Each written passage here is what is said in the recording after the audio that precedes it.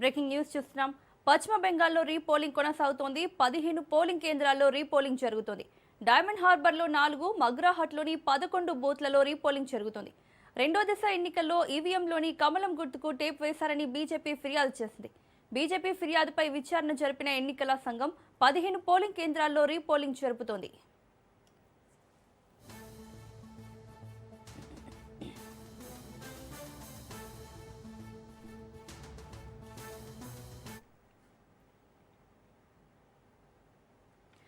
పశ్చిమ బెంగాల్లో రీపోలింగ్ కొనసాగుతోంది. ఇక ఇదే అంశానికి సంబంధించి మరిన్ని అప్డేట్స్ మా ప్రతినిధి సునీల్ అందిస్తారు.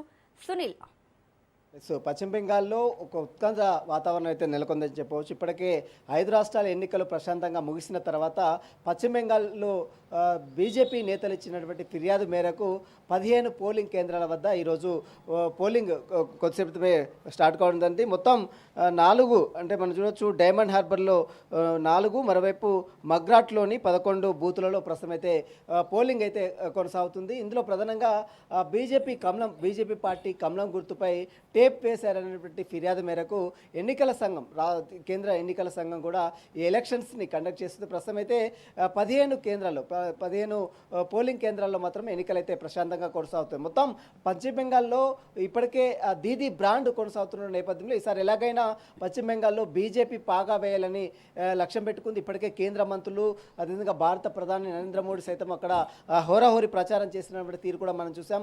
మొత్తం 294 సీట్లు ఉంటే అందులో 148 సీట్లు ఎవరైతే గెలుస్తారో వారు ప్రభుత్వాన్ని ఏర్పాటు చేస్తారు. ఎలాగైనా ఈసారి దాదాపు 1998 నుంచి కూడా మమతా బెనర్జీ అక్కడ పార్టీ ప్రభుత్వాన్ని ఏర్పాటు చేస్తూ వస్తుంది. కాబట్టి ఈసారి ఎలాగైనా పశ్చిమ బెంగాల్లో మమతా బెనర్జీ దీదీ బ్రాండ్ని కొల్లగొట్టి ఈసారి బీజేపీ జెండా ఎగిరవేయాలనే లక్ష్యంతో అటు కేంద్ర మంత్రులు సైతం అందరూ కూడా హోరాహోరీలో ప్రచారం కొనసాగించారు. ఇప్పటికే 2 దశల్లో ఎన్నికలు మొత్తం కూడా కంప్లీట్ కావడం జరిగింది. పశ్చిమ బెంగాల్లో మొత్తం 294 స్థానాలకు ఎన్నికలు